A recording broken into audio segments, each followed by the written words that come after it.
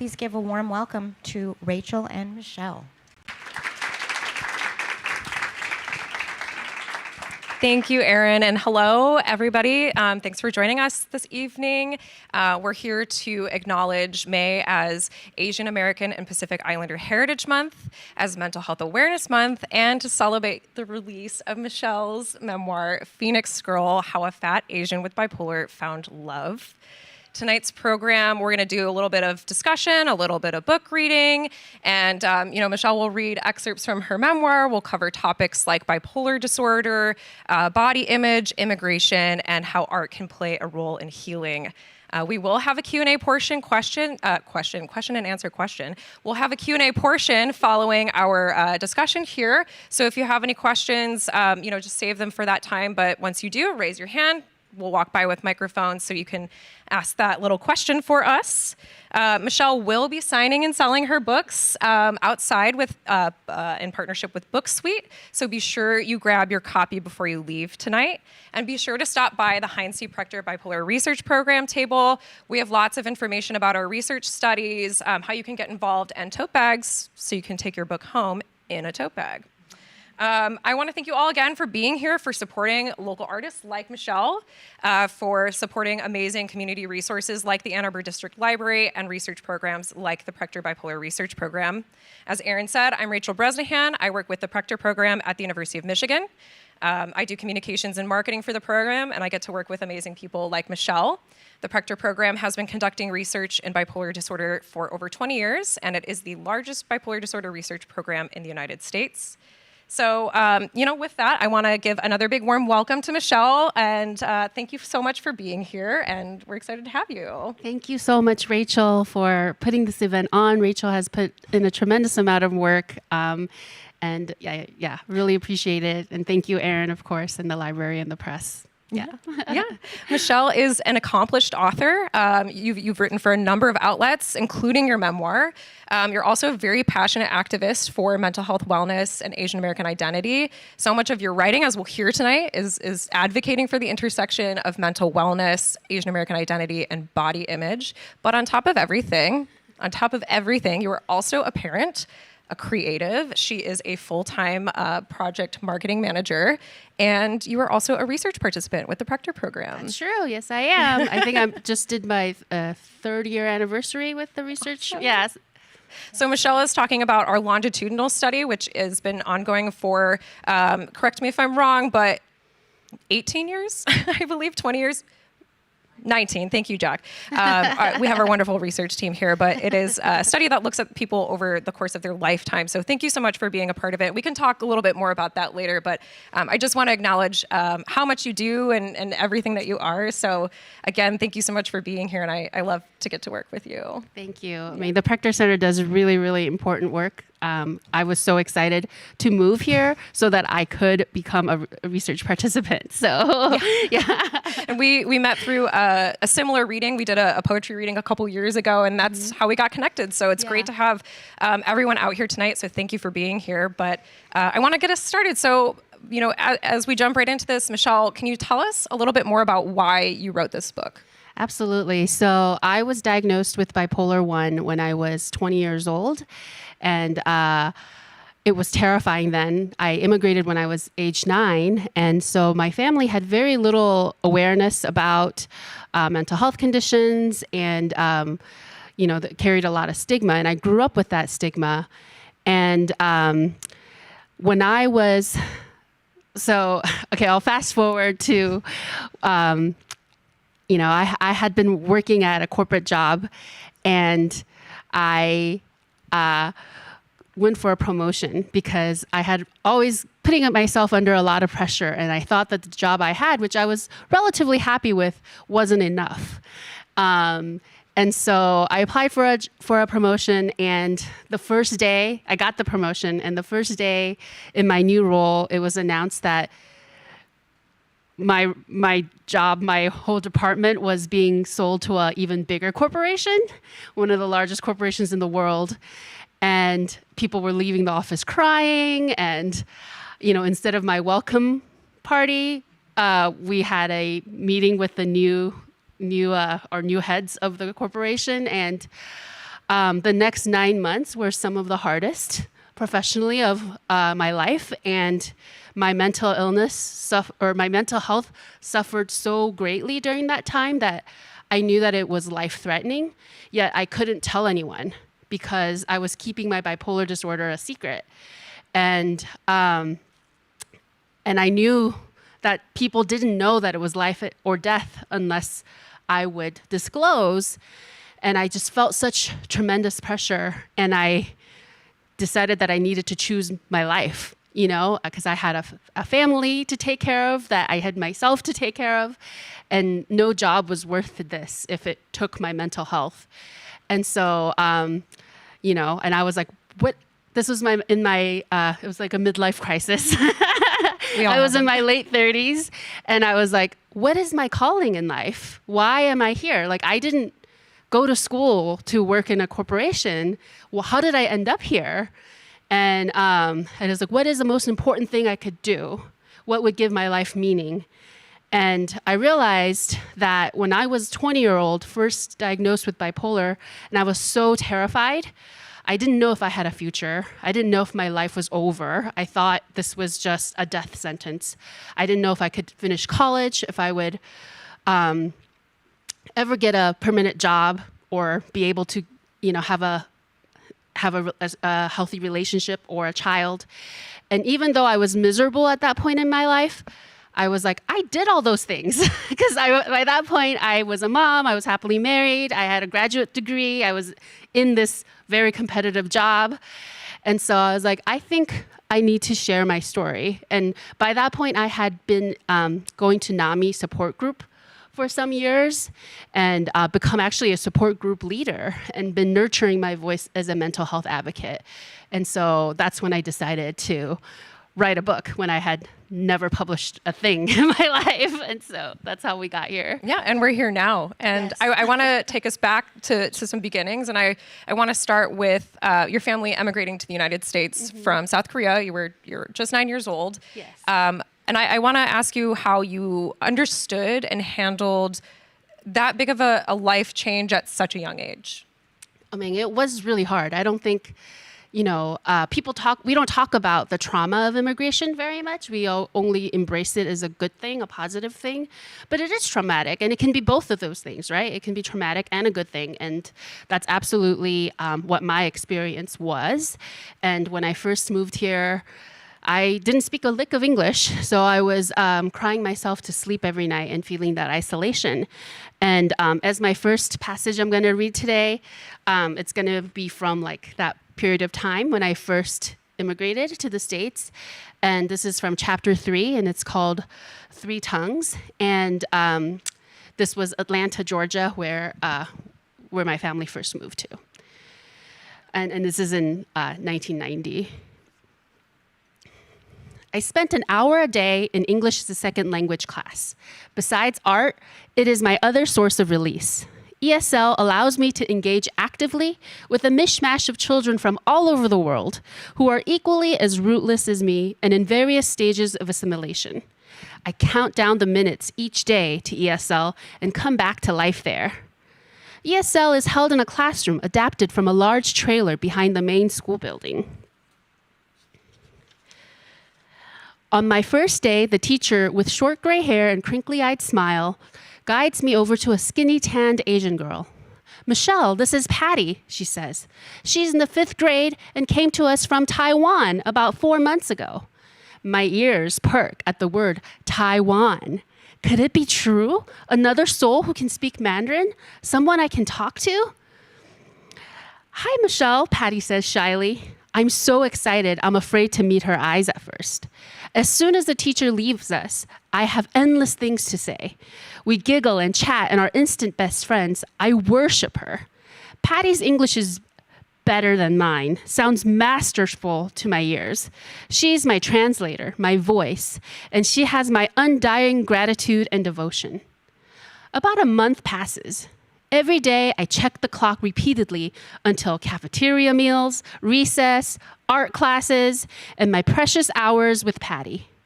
Then, one day in ESL, a new kid shows up. He's tall for a 5th grader.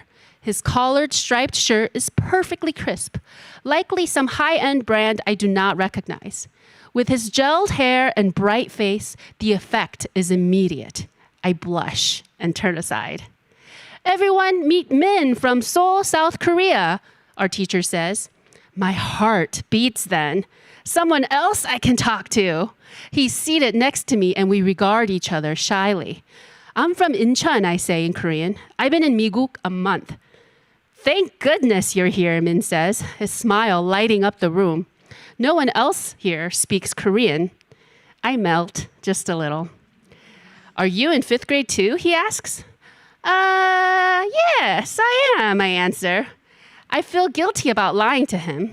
I'm only in 4th grade, but I did not want him to ask me to call him oppa, a term of respect reserved for older brothers and older male friends, sometimes even boyfriends. I can't even think about that without blushing. I don't want to go there. I prefer us to be equals, so I lie. Patty, Min, and I form a funny triangle. Patty and I are the only Mandarin speakers, while Min and I are the only Korean speakers. Patty is the only one who's even semi-fluent in English, so every day involves rounds of multilingual telephone. Min draws a picture that has me and Patty giggling. What's so funny, asks our teacher. We show her the picture, but she doesn't understand. 방구, says Min proudly. 방피, I tell Patty, giggling into my hands. Patty is laughing pretty hard by this point. How do you say 방피 in English? She asks me, scratching her head. I think long and hard while our teacher looks at the three of us giggling. Then I'm hit with a strong stroke of genius, and I remember what I think is the word. I say loud and proud, 가스, 가스, he has gas. Our teacher bursts out laughing, and the three of us are already hysterical. Every day at ESL, Min and I are clearly so excited to see each other that the other kids take notice. I'm excited to see Patty too, but they don't give me a hard time about this. Do you love him? Asks the skinny girl with long brown hair from Czechoslovakia. She smiles teasingly. A short, stout boy who speaks Spanish wraps his hands around his own back and makes kissy faces at Min and me when he sees us. The kids don't mean to torment us. They're envious that they don't also have someone from home. But it embarrasses me just the same. Sometimes I try to distance myself from Min, but not for long. I like him too much.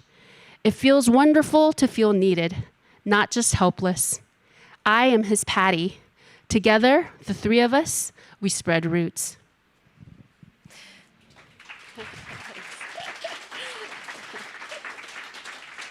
Thank you so much for sharing that. It's like such a cute story, and I love telephone. It's a universal experience, sometimes multilingual. But I want to talk more about your early days, and early on in your memoir, you write about the days and the evenings and the nights and the weekends working at your father Baba's restaurant, Golden Phoenix Oriental Express, and you're handling a lot as a young kid, serving as a front of house restaurant worker. You're serving as a translator for your family. You're dealing with the very complicated dynamics of girlhood friendships in the early 90s. And you're also, unfortunately, experiencing abuse at home. And what I want to ask you is, did you lean on anything for solace, or did you find sanctuary anywhere during that time?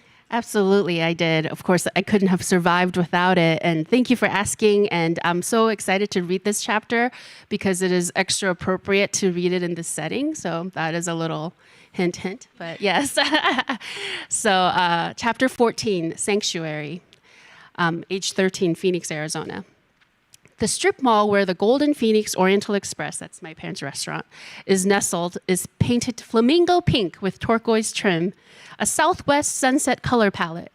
Didi finds escape roaming the, Didi is my brother, finds escape roaming the stores, Safeway, Walgreens, Blockbuster Video, and other small businesses that come and go through the years. Me? My sanctuary is the Juniper branch of the Phoenix Public Library, which sits angled in the center, kitty corner from Oriental Express, a sea of parked cars between us. To me, the library looks like a mother who watches over the hustle and bustle in peaceful benevolence. I didn't have a library in Korea. There wasn't one in the Chinatown where I grew up, not even one at my school. When I first walked into the expansive air-conditioned library at age 10, not long after my parents bought Oriental Express, I was in disbelief. I held no negative judgment for the thin, worn carpet or popcorn ceilings. To me, the library is a glorious haven. The entrance leads to the children's section, rows and rows of books, from picture books graduating to chapter books, starting immediately next to the librarian's desk to my right. The shelves of fiction back into the children's nonfiction, then into the VHS tapes and CDs. I believe this is the half I'm allowed in. This is the half of the library where I learn English, lost in books about witches and magic. I'm not certain I'm allowed in the other half of the library, which starts with young adult books and then transitions into adult volumes. I'm too afraid to ask, but as soon as my English improves, I sneak over to the young adult section with my heart beating fast. The whole time I worry someone will catch me and throw me out. I'm enticed by the steamy covers of romance books with passionate kisses and embraces, the heaving bosoms and period dresses. Like a thief, I scan these shelves as quickly as possible, looking for books with plain, subtle covers that I can read around my parents without being discovered. At the front desk, I hold my breath, hoping the librarian won't notice, hoping she won't stop and humiliate me by saying, "Honey, this book is for adults only." But the librarians never do. When I get home, I try to hide them from my parents. I'm also mostly disappointed that subtle covers also mean lukewarm content, despite being from the romance section. Mostly, though, I'm absorbed in literature that's non-controversial for my age. When I enter middle school, I feel at home in the young adult aisles. I'm obsessed with Anne of Green Gables and read everything I can by Lucy Maud Montgomery. What first draws me to the story is the familiarity of the plot and images. I recognize the story of the red-headed heroine. I'd spent summers watching the Japanese anime adaptation of the series at my grandma's grainy television in Korea. Encountering the source material of my once favorite show is my past and present loves fused. The universe makes sense. Next, I devour Dragon Wings by Lawrence Yep, captivated by Asian American history so removed from my own journey. As a new immigrant, I feel a disconnect, at once small and vast, between myself and Asian Americans born in America. English is still somewhat new on my tongue. And our papers say we are permanent aliens. I don't feel the confidence to stake my claim on Gold Mountain. I can't believe it when Joy Luck Club comes out in theaters. I read everything I can by Amy Tan, who leaves me sobbing and afraid and completely immersed in her world. I'm frustrated each time I look up the one copy of Maxine Hong Kingston's The Woman Warrior, and it is always checked out and never returned. My holds on the title ignored. Meanwhile, at home, Baba begins to nag me daily. Don't fill your head with this useless trash. It's addictive. You'll ruin your eyes. Shut off the light and go to sleep. Another crisis of his making. Another reason the air around us turns unbreathable. He calls Second Aunt and to talk sense into me. But Second Aunt does not see a problem. Have you read Gone with the Wind? She asks amicably. Just make sure to get good grades, beautiful Jade. Still, Baba scolds me regularly. Stop reading those addictive, trashy novels. Read science books and nonfiction. Maybe you'll learn something. My favorite librarian is a short, bespectacled woman in her 30s. Some of the other librarians give Didi and me the side eye when we were always there as unsupervised children, but not Lisa. She talks to me every time like I am important. Lisa is checking out my books when I blurt out, "I got my period." I'm 13 years old. A few days earlier, I discovered my underwear covered in blood. I ran and told my mother, who panicked and immediately told my father. Behind the counter, they spoke in hushed tones, both wearing grave faces. "It's so early," Mama said, even though it isn't. Baba and Mama, always afraid, worry about what this means. Lisa tries to mask her surprise over the sound of the beeps as she scans my books. She smiles politely and grasps for something appropriate to say. I share too much. A few months earlier, Lisa had said to me out of the blue, "Michelle, you are beautiful." Not you look beautiful, which is a temporary state of being. You are beautiful. Looking back, I wonder if I looked particularly sad in the moment, causing her to gift me a positive affirmation. That was a time when I was consistently told to lose weight and to change, when I felt fat and ugly, both at home and in school. The unexpected compliment lifted me up, so much so that I feel its power 30 years later. I swallow Lisa's words whole and hoard her attention, but she and I don't know each other that well, even though I see her all the time. After that, we carry on as usual. I will never mention anything too personal again. Nevertheless, the library is my third parent, the American one, along with television. The library teaches Didi and me things our parents can't or won't teach. The things that, if we asked, would make them recoil and ignore. 哎呀，不要脸呐! You don't want your face. How shameful. Didi and I search for our own answers. When we're home alone, we watch R-rated movies checked out from the library and on late-night cable television. In a rare conspiratorial operation, Didi and I check out an educational video called "Where Do Babies Come From?" In goofy animation, sexual intercourse is explained as a man and a woman grind in bed. Squealing and grossed out, Didi yells in disbelief, "The man pees into the woman? Ew!" Lisa's a real one. I gotta say, I hope she knows that. Shout out to librarians. Shout out to libraries. Really great reminder of why this is like such an important and special place to make safe spaces and be educational for a variety of topics. So I love that. Thank you.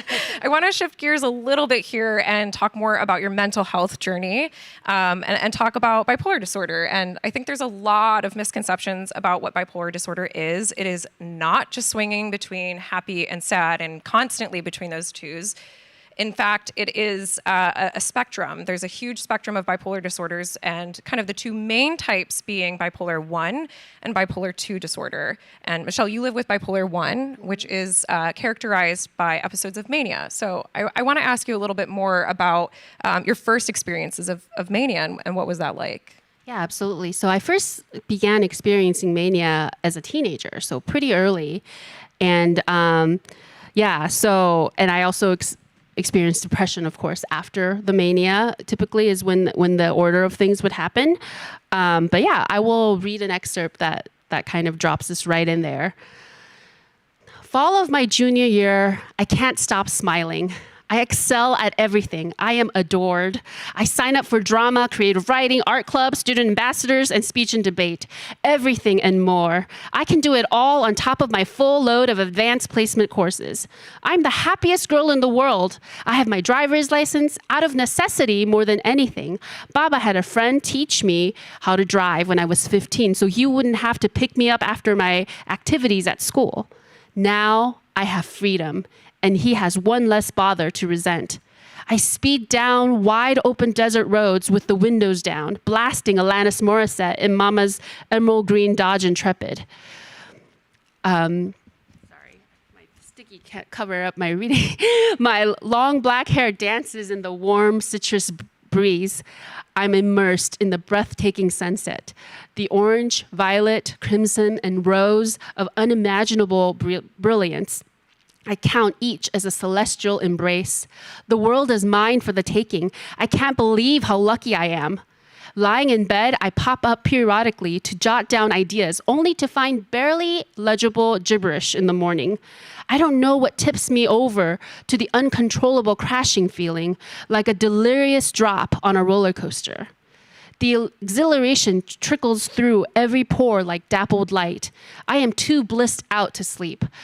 My thoughts do not slow down. I karaoke loudly to the Beatles. I want to hold your hand hand. I want to hold your hand. Didi looks at me in alarm, but he says, you're like a real pop star. I feel like one too, like $1 billion. I sing so loud, a neighbor yells over the cinder block fence to ask what we're doing. Later in the night, I flip through magazines on my bedroom floor, swimming in dreams. I will be the first Asian American plus-size model. I will act in movies and have hit records, and everyone will know who I am. The world is spinning in my head. A few more weeks without sleep, and I believe I am holy. The name Michelle, derived from Michael, means one who is like God. I read that on a mug at a gas station, so it must be true. The universe is sending me secret messages. It's later than 2 in the morning and I'm still awake dreaming when the radio DJ says, and this song goes out to Michelle. I lose my mind. My arm hairs tingle. I love this song. Every television show and movie contains a secret message for me to decipher. I secretly run the world, or more accurately, the world works in accordance with my choices and movements. I am Truman in the movie The Truman Show. I believe people have been watching and filming me all my life, and I am not supposed to find out. Everyone is trying to set me up. Every boy is in love with me. Mania. I don't know its name or what it is, but I'm living it. A parallel universe where nothing is what it seems. I no longer have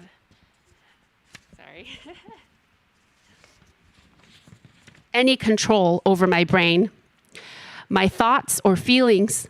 Everyone I love looks at me with confusion and worry, or worse, anger. Surprise and fear registers on the faces of acquaintances and strangers. When I feel like this, I can grab shards of glass, barehanded. I can jump off bridges and fly. I can dive into waves because I can breathe underwater. I set the world afire because I am God. Inevitably, my superhuman powers smash into a wreckage of shrapnel and severed limbs. When the test dates or the theater performances approach, the mania pops into despair. I am buried in shame. How am I supposed to study for all the finals at once? How am I supposed to memorize all these lines? People are counting on me. Why did I think I could do all this when I am worthless? How could I have been so stupid and arrogant? I am a failure. I can't show my face. I wish I could die. The spiraling negative thoughts choke me for weeks until report cards come out and the performances come and go. Despite the dead certainty of failure, straight A's somehow greet me like old friends. The disaster of a performance seems like no big deal. I am worried sick that I had messed up, but my friends and their families tell me my performance was amazing. I can't tell if they're lying. I don't think they would lie. I can breathe again. I survive. No more of this cycle, I tell myself. I won't do this again. I swear to myself that I will be vigilant, that I will catch myself. But as hard as I try, I never see it coming. I am not in control. So that, of course, is before I got any treatment, before I was diagnosed. Yeah.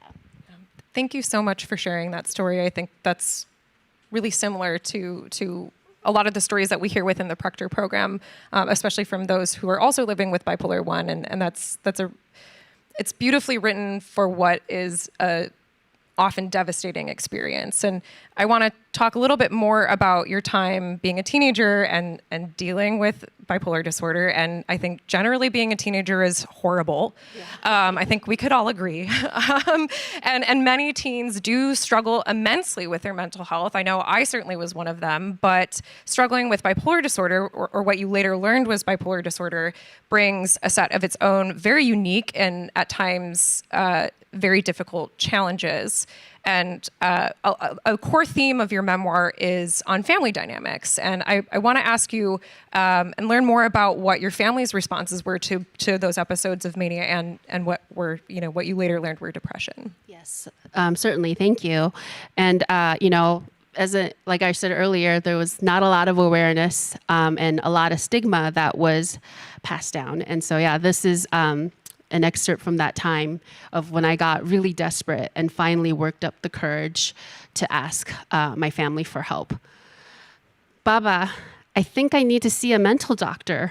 I interrupted my father, who was in the living room watching a Chinese drama with my mama. I have to ask before this courage that I've worked months to muster dissipates. I can barely hold my eyes open. Every part of my body feels so heavy, but I can't sleep. I haven't slept in weeks. I don't know what to do. I'm so ashamed that something is deeply wrong with me. Baba's expression darkens. He turns off the television. I brace for an explosion, but he too is quietly desperate. The fear in his response mirrors my own uncertainty. His reaction is more chilling than anger. We can't, daughter. He shakes his head and cradles my face with his big warm hands. If you see a mental doctor, it will be on your permanent record. What college will accept you then, no matter how good your grades are? If word gets out, who will marry you? Your life will be over. I am shocked. Is this true? Would seeking help spell my doom? I'm only 16 years old. My parents tell me my future is riding on keeping my condition a secret. So I believe them. I inherit the worries of my parents, their distrust of the system. They teach me to fear the world. A mental illness is the ultimate, unforgivable shame. It is better not to acknowledge it. But as I read earlier, I was experiencing psychosis. It was serious weeks of without sleep, and it's hard to ignore, even though my parents were trying to ignore it. So after a while, it got bad enough that my dad did realize that we need to have some sort of professional attention. So this is after he drives me 8 hours from Phoenix to Los Angeles to see a family doctor who's the younger brother of a friend that he trusts from Korea. And we saw him after hours. So to be absolutely certain that it will be kept off the record and it will not ruin my life. So I went in, and this was a young, handsome doctor. and I told him everything. I didn't really hold back. I told him about believing things I see in movies as my life. And I told him pretty much everything. So I was really waiting for my verdict. And so, he sent me out and ushered my dad in to talk to him after we talked. So this is the next short little passage. I wait alone in the dim, deserted hallway for my verdict, ready to accept the worst news. When Baba reappears, he does not meet my eyes. He frowns mutely in thought as we walk out of the building and climb back into the truck. When we're back on the road to Phoenix, I can't wait anymore. I ask, so what did the doctor say? What's wrong with me? Nothing is wrong with you, Baba roars, turning to focus his eyes on the horizon far away. You have an overactive imagination. You just need to get some sleep. Just get some sleep. Something I have been trying and failing to do for years. If I could just do that, we wouldn't be here. I want to hurl myself out of the truck. If there's nothing medically wrong with me, then I am the one failing. How am I going to survive being this failure when failure has never been an option? Thank you. That's a very poignant chapter, and all of your descriptions of the entire book is great, people. But all of your descriptions about, especially your mental health episodes, are very poignant and something I think do resonate with lots of folks, and something that really resonated with me. There's a lot that does. There's one line that you have about training the college girls at your family's Chinese restaurant. I was that college girl at a family Chinese restaurant in Jenison, Michigan, and I ended up becoming really great friends with their kids, and Wow. It was a wonderful experience. But I laughed out loud when I read that one, because I was like, oh, that was me. I think about people resonating who are like Asian American, but not the white people in the story, I guess. Yeah. But another line that cracked me up. I have a pretty dark sense of humor about my own mental health episodes. You know, I have been in psych ER myself, and you know, I get through it with humor. But at the start of chapter 25, you write, "Ever since I was escorted to the counselor's office from the AP English class sobbing." And why is it always AP English? Because same. I don't know if there's something in the curriculum that's like, hey, if you're a 17-year-old girl, you need to have a serious mental health episode right now. 7 in the morning, reading Beowulf. I want to take a quick moment to acknowledge these awesome posters that we have to the sides of us here. So Michelle and I actually got to collaborate and work together on a project in 2024 where we worked, combined graphic design and mental health awareness. And so I and a couple of my other colleagues in the Michigan Medicine Department of Psychiatry collaborated with a Stamp School of Art and Design class where we tasked undergraduate students to come up with these public awareness posters on mental health topics. And all of these posters have to direct to amazing resources that are available across the entire University of Michigan campus, Michigan Medicine Health System. And it was an amazing experience because we got to hear from people like Michelle, who came to the class to speak to students specifically to drive home the point that the words we use and the language we use around mental health matters, that it has impact and it has effect, and those words can really help change and shape the conversations that we have around mental health. So I want to call specific attention to this one over here. This was designed by international student Curry Kim. She is from South Korea, and her posters, they had to do 6 posters, and all of hers centered around the feelings of isolation and loneliness that a lot of international students experience. So Michelle, I want to ask you, how does this message resonate with you? If you can't see it, it says— No, but I've seen it before. First time feeling like the odd one out. Yeah, I mean, absolutely. You know, I write in the book about how, because I am ethnic Chinese born in Korea, so it's a very tight enclave, and everybody knew everybody, basically. And because my family was a pretty prominent family, so then everybody was like, oh, you can't get lost in this town because you look just like your dad, you know. But so when my family immigrated when I was 9, we had never left East Asia before. And so when we immigrated, that was our first time in the West. My parents didn't come scope it out or anything. We just did it. And so, as I mentioned earlier, like those first months, I was crying myself to sleep every night, and I couldn't tell my parents. I couldn't tell anyone because, my parents I knew were struggling also. But if I think they knew that I was sad, they would probably just say, because this is what they told me before we immigrated. America is heaven for children, and so you should be so excited to be moving to America. And so, but yeah, I mean, that isolation of feeling like the odd one out, I remember, I still do, because from time to time, so being taken away from that tight-knit community, like I never ever have felt like an innate sense of belonging anywhere since.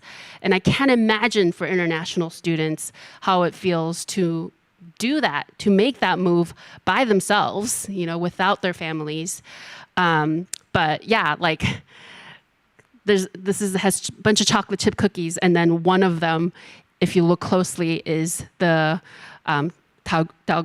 here it's called Targuna candy from like Squid Games, but it's like here it's made popular by Squid Games, but this is a childhood candy that I grew up eating, and it's like the game of like poking out the star actually like exists in Korea. Like there were street vendors that would make it, and you would pay 100 won, which is 10 cents. And then if you can pick it out perfectly, the star image, they're supposed to give you another one.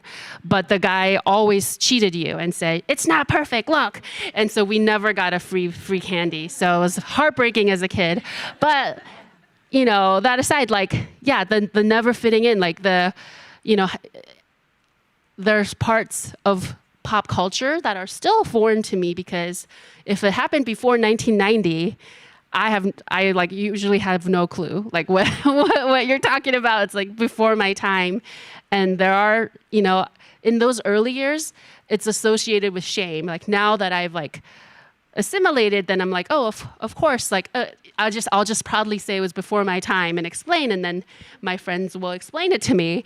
But back then, I was ashamed for all that I didn't know because there was so much, And I remember, because I was still in ESL for the first 2 years, but it was like, relatively fast. But having to ask the worker at the restaurant how to spell Christmas as I was like making a card. And I said it kind of loud. It was at our restaurant. And I remember these customers, these other kids like staring at me because I was clearly old enough that I should know how to spell Christmas, yet I didn't know. And so there was just like a lot of shame that I think, when you feel isolated that you don't know, that other people don't know. Yeah, I all of the posters were great. They are available for if you are a University of Michigan employee. You can download them and put them up in your work areas. They're super cool. We have lots of different ones, but these are two really wonderful ones that we wanted to share here this evening. And I want to talk a little bit more about your college experience. And this is a nice little segue into that. But for some people who live with bipolar 1 disorder, manic episodes can potentially lead to psychosis, which you've talked briefly so far about.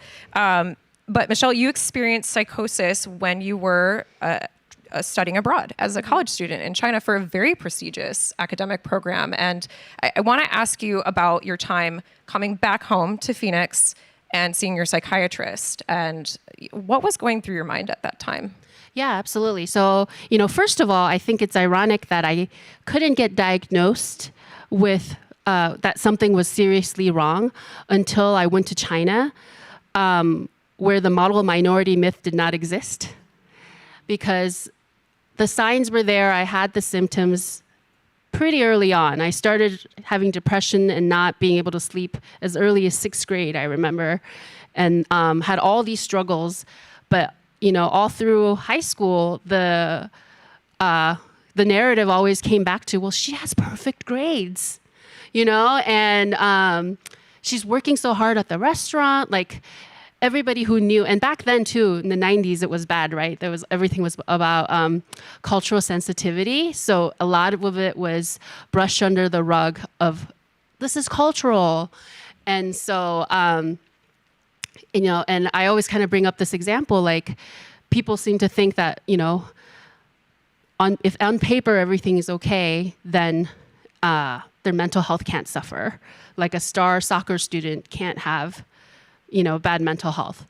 People are shocked when Anthony Bourdain dies by suicide, when Kate Spade dies by suicide. These are people with dream jobs who are highly successful, and people can't believe that. But of course, those are not distinct things. And so, when I was in China and expressed symptoms, then people were like, oh, something's wrong. Because there was no like, perfect grades and this prestigious reputation or the model minority to cover this up, that it's like, she's actually going to be fine. And so they took me to a psychiatrist. I was put on an antipsychotic. Of course, then I was brought back to Phoenix. My dad came and picked me up, and I had to wait a month just to have a commentary on the American healthcare system before I was able to see a psychiatrist, somebody who was available. And it was very difficult. I was terrified because at that point, I didn't even know anybody who was in therapy, let alone on medication.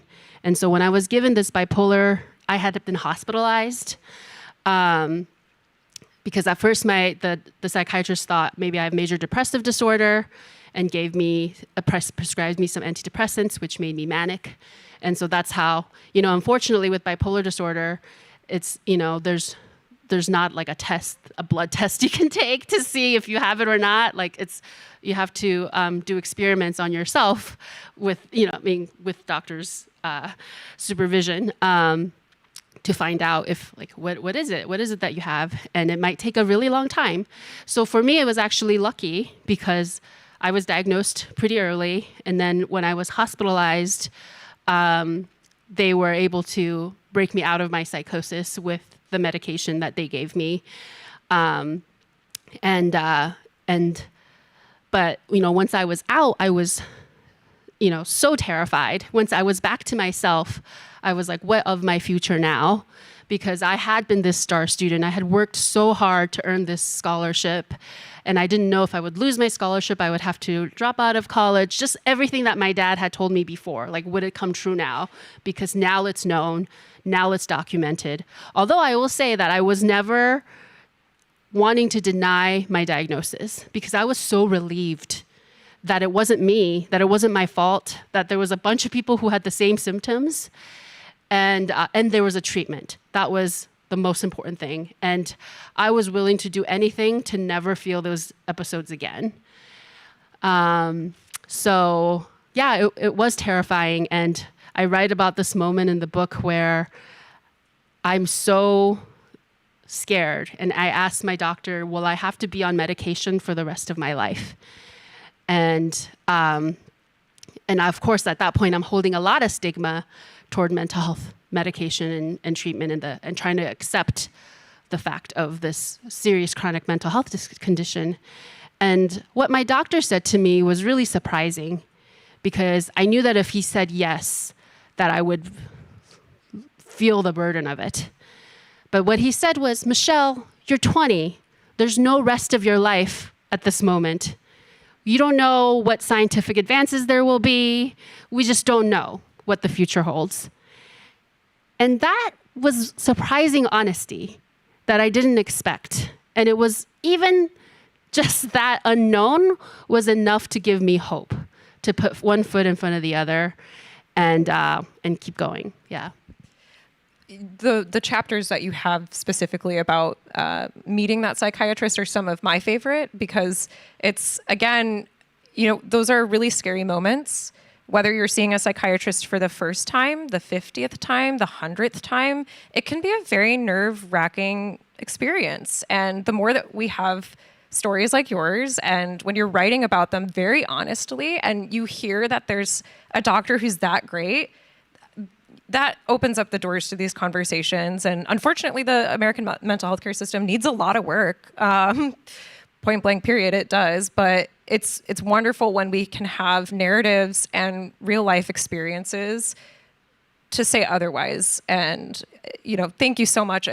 Truly, those are some of my favorite chapters to have read, because again, it's poignant, and it's real, and it's true, and it's helpful. It will be helpful. So I thank you for that. And one thing that I really want us to talk about here today is recognizing the whole person. So yes, you have bipolar disorder. Yes, it is a part of your life. And yeah, it probably informs how you move throughout this life, but it's not only who you are. And this is a point that you drive home throughout your book.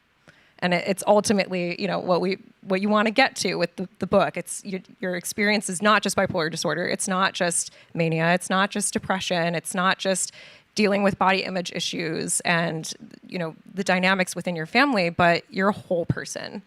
And so after experiencing hospitalization and psychosis, you had asked your psychiatrist what your abilities were.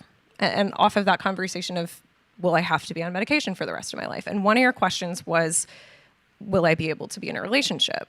And this is something we hear a lot in the Prechter program. And I'm sure a lot of people who have mental health issues or otherwise are, can I do this? Who will love me? Who will marry me? And I want to ask you about those feelings and those anxieties, and how did you work through that? Yeah, thank you for the question. And yeah, all the deep thought that you have put into them. I want to actually quote Dr. Parikh, who I was on a podcast with for the Prechter Center for Michigan Medicine. And there's a soundbite of his that is like making the rounds on social media. You can all listen to this podcast if you want. It's episode 3. There's a QR code in the back. Yeah. And he says that, bipolar disorder is an episodic condition. Who you are is who you are in between those episodes. So you can be a good person, you can be a bad person. I know that's a simplifying terms of good and bad, but who you are is who you are. The episodes do not define you, is what he's saying, right? The bipolar disorder does not define who you are. You choose who you are. You choose it by the work you're doing on yourself, the good you're putting out into the world. And absolutely, I believe that, of course. It would be ridiculous to say that I am defined only by my bipolar disorder, or to say that I'm only defined by my fatness, or only defined by my Asianness. That we would never say, oh, all Asian people are, I mean, we do say that, but we know that it's wrong to say all specific race of people is this way. But we still say that about bipolar disorder. We still say that about mental illness and say, like, if a person has this, you need to avoid them like the plague. Can you imagine if we said, oh, do not ever get in a relationship with X race people because they're going to be a trash fire, but that's how we think it. And, I've been well managed since being diagnosed. The only time that I had a severe episode is when my medication is interrupted. And so that's been twice in 20 years. And the last one was 12 years ago when I was medically unable to take medication. And then before that was during travel, and I was on malaria medication that has since been banned, and so it was 7 years or something, and then 12 years. So imagine that you're throwing an entire person away because of those flare-ups, and that's what society actually believed not too long ago. Was it 50s or 40s? They were still sterilizing people with mental illness. So that my right to exist is challenged because of my mental health condition, that my worthiness as a person, right, which is your worthiness as a partner, as a friend, can be defined by a health condition. You can't say, oh, don't ever love a person with cancer. They'll just hurt you. Will we ever say that? I hope not. Then the same should be with mental health conditions. If it's all about whether they're managing it, how they treat people, how they treat themselves, all of these things should be taken into account. Yeah. Thank you so much, Michelle. And for answering all of my questions. I want to turn it to you guys now. If any of you have questions for our wonderful author here, please raise your hand and we'll have someone come around with a microphone and fire away. Thank you, Erin, head of Fifth Avenue Press. We have a couple questions over here.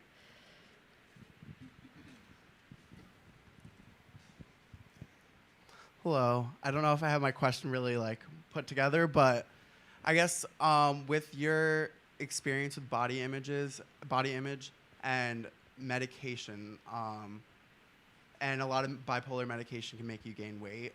Did you have any experience with that, and how did you cope with that when you already kind of had those body image issues? Yeah, absolutely. So I gained 30 pounds. The first medication I went on, and I was already believing that I was fat, right? And so that was really hard.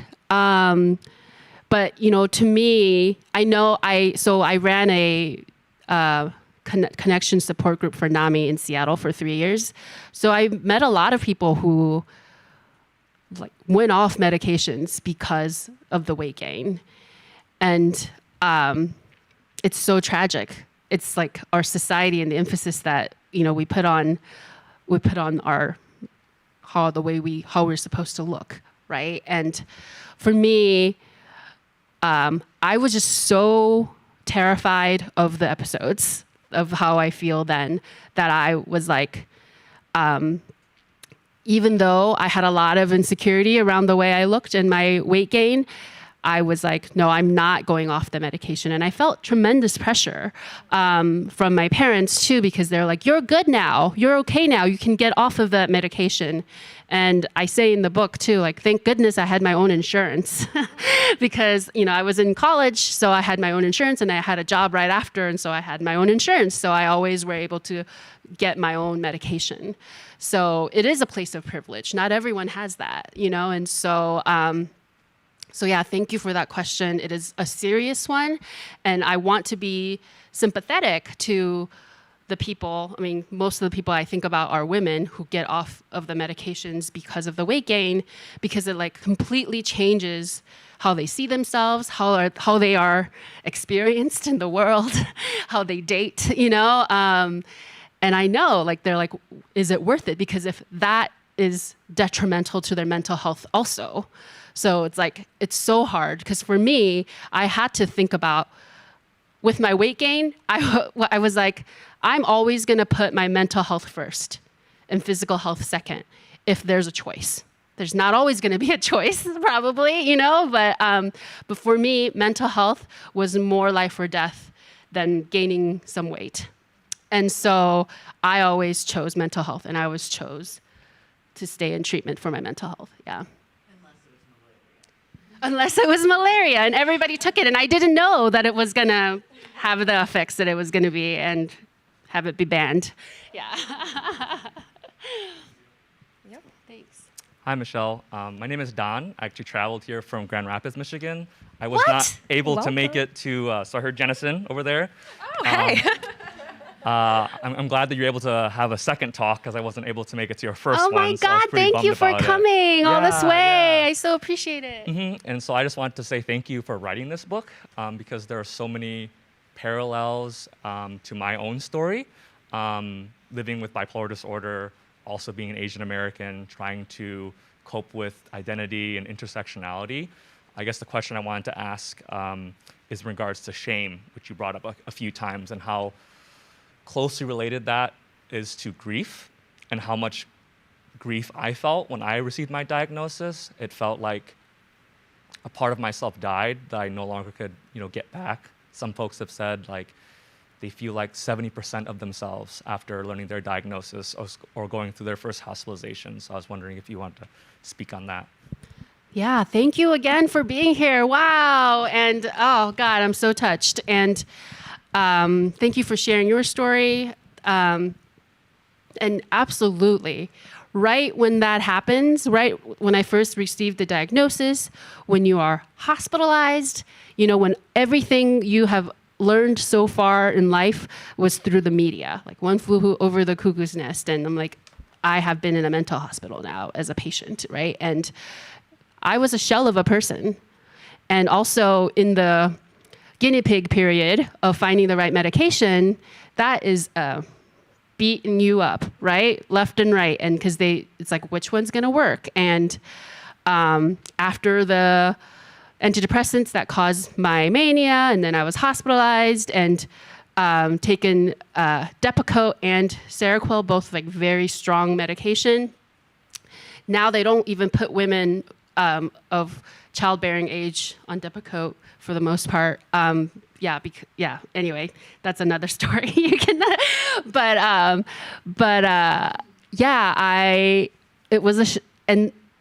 was a shell of a person, and I actually am still on Depakote extended release.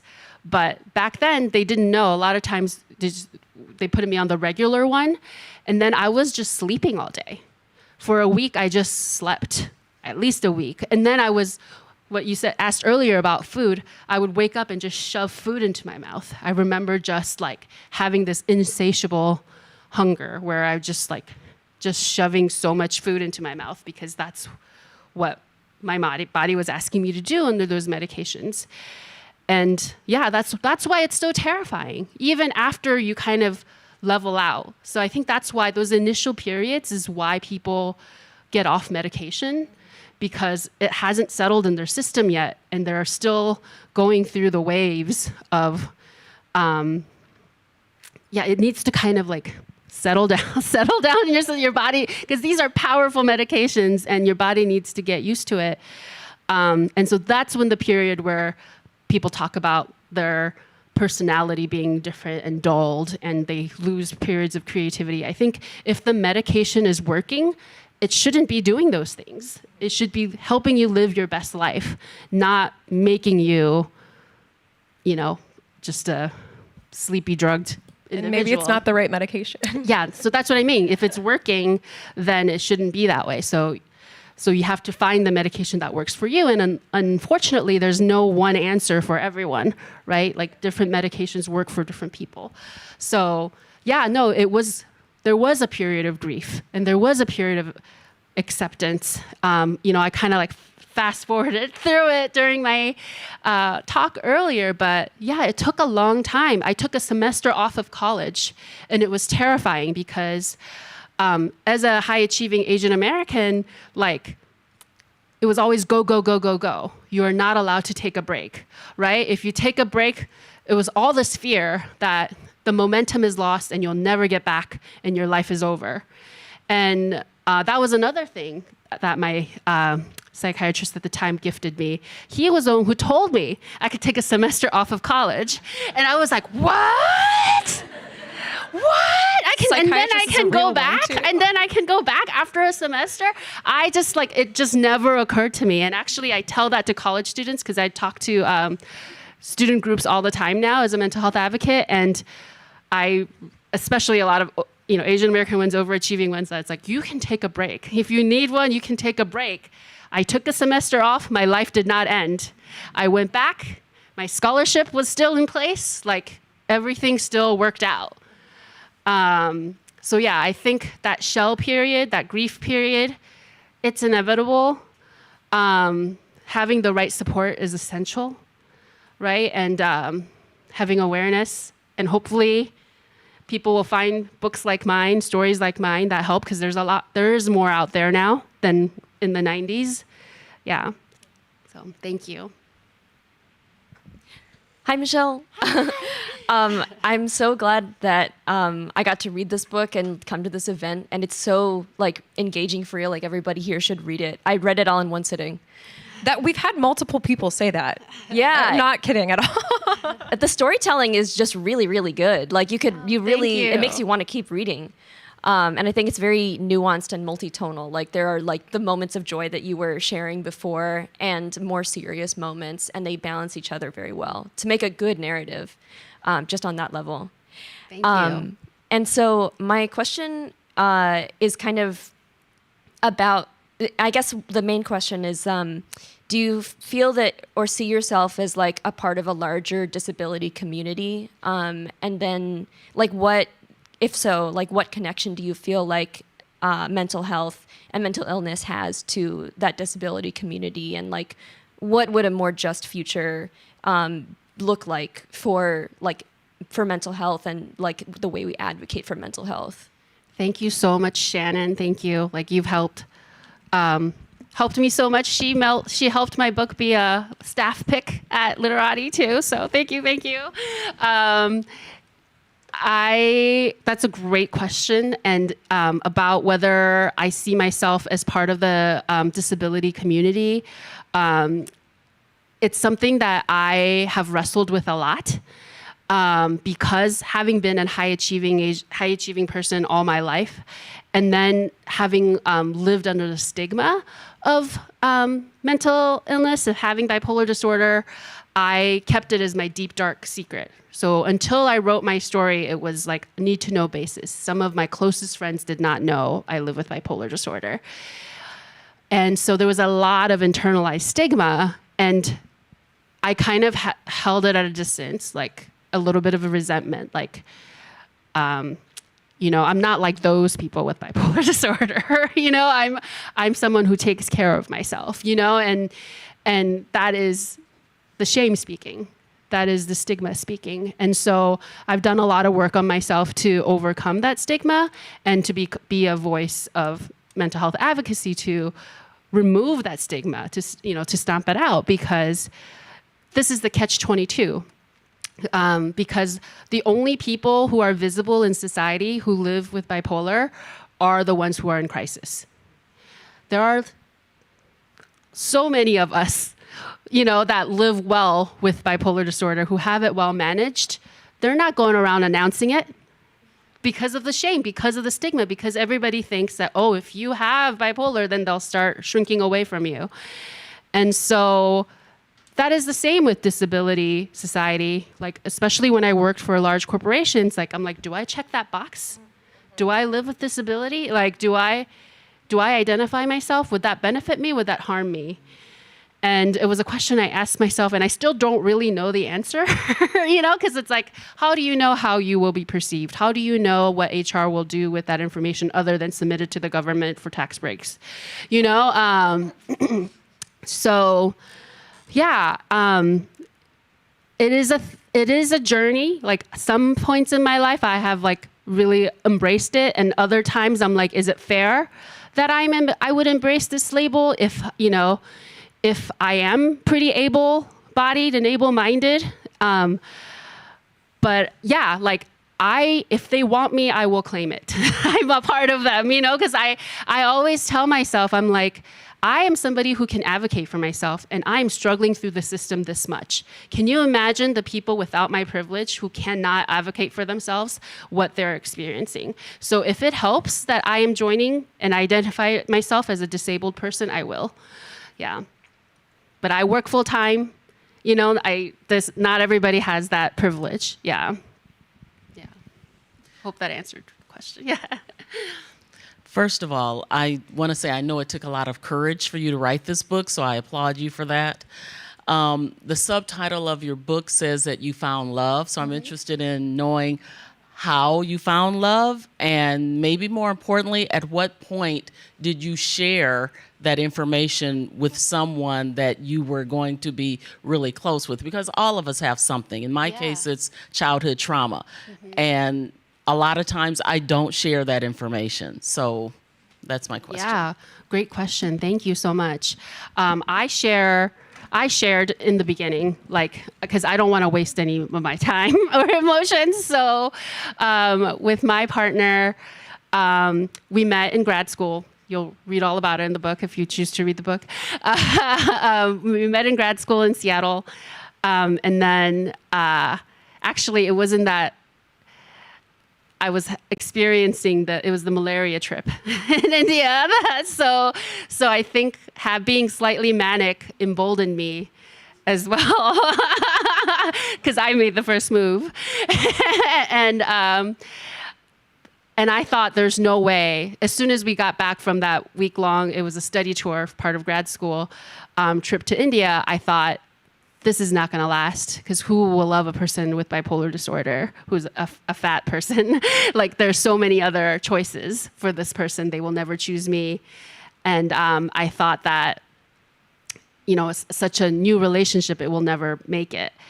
But that person, who is now my husband, we're coming up on our 14th year anniversary, wedding anniversary, and 3 years together before that, so we've been together 17 years, told me that I'm worth fighting for. And that was at a point of my most weakness, where I thought I was going to have to drop out of grad school. It was that moment where, why did I think I could do this? I can't do this. I'd moved from Phoenix to Seattle. So I was out there by myself, again, feeling isolated. And so why did I think I could do this? And he said I was worth fighting for. And it reminded me that I was. It reminded me of everything that I am, what defines me, not the bipolar, right? Not the episode, but everything else. So people like that exist. I found one. But yeah, I do believe in disclosing early on, because if they can't handle it, there's the door. Yeah, thank you. Thank you for being here. Thank you. Wondering, did you have resentment, or how did you deal with the resentment that your father kind of brushed? You took 8 hours to Los Angeles, and then, the doctor said you're fine. Obviously, did you find out what the doctor said, or were you mad that it still took years after that for you to get diagnosed? Or? Yeah, that's a great question. It's so interesting. I did not realize that I don't actually know what the doctor said until I wrote my first essay, which was when was that? 2019? Yeah, May 2019. My HuffPost essay, which went viral, was like, oh, I actually don't know what the doctor said, because I always just repeated, this is what the doctor said. My dad said, there's nothing wrong with you. you just need to get some sleep. You have an overactive imagination. Like that was like ingrained into my brain. And I'm like, but I don't know. It was closed doors. I don't know what the doctor said to my dad. And so as far as resentment, like my brother called it drinking the Kool-Aid. Like I was definitely the golden child, the firstborn who drank the Kool-Aid, who did everything my parents asked. So I didn't really do much questioning of my parents until I was ready to start my own family. And that's when I had my big reckoning in therapy, in intensive therapy. And so I didn't feel much resentment until that point. And it was so much all at once and so much, I didn't even call what I experienced trauma or abuse, like name those names. It was just like, this is how my parents did the best they could. All the standard lines, sacrifice, all of that, until I was about to be a parent. And my child is almost 12 now. And realized that there was no way I could have treated my child that way. So that's when a lot of that came out. And there was a period of like a year and a half where I couldn't talk to my parents at all. And now we have a very boundaried relationship. Yeah.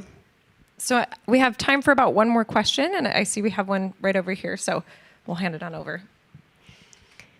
So to piggyback off of that, thinking about families and family systems. So I grew up in a family with a mom with bipolar and a sister with bipolar, 2 for both of them. And we just really didn't talk about bipolar, and like now, we're all adults and everything, but I just kind of wonder from your point of view, Michelle, like what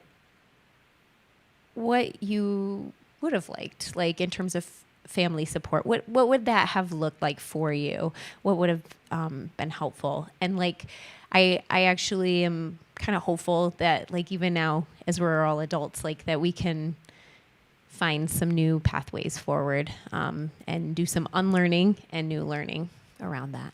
Absolutely. Thank you for that question. Thanks for being here and sharing. I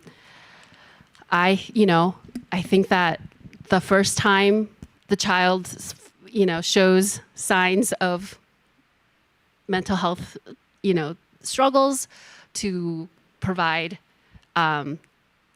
additional support, like outside of the immediate family, like that's what we're doing, that's how we parent, to take them to a professional listener. That's what we called them, and I keep saying, like with bipolar disorder, you can't control biology, right? It's nature, nurture. You can't control the nature, but you can control the nurture. And so, have a family life that is, do not continue to trauma. The trauma is not culture, right? That's a big theme in my book because that gets mistaken a lot. Trauma is not culture. That's why when I talk about cultural sensitivity, everything being brushed under cultural sensitivity, I do not agree with that. I'm like sorry that the previous generations have trauma that they were unable to heal from, and it is our generation's privilege that we are able to heal from it. We have more access to tools if we do reach out for them. And so as a parent now, like I want to provide all the tools. And I think the other thing is, it's like if one thing doesn't work, I think a lot of us are kind of stuck in our old ways where they just keep trying the same solution over and over and over again, waiting for a different result. I feel like that's something that I grew up with, that I wish there were different solutions that were tried. Yeah. So, yeah. Just to be not around so much stigma and lack of awareness around mental health, I think is a big part of it. Yeah. Okay. Well, I think we're at time for questions, but I want to thank all of you for coming out tonight. It's a wonderful thing to experience community like this and to support people like Michelle and support the library and the Prechter program as well. But give it up one more time for Michelle. Thank you so much for being here. And Thank you all so much for being here. You all have been a wonderful audience. Do you mind if I take a selfie? I learned this from Curtis Chen. He's like lighting up the world with this, so I'm gonna do a selfie. Take, or do No, selfie is like what is supposed to be doing. And then Jonathan Van Ness even does like a video.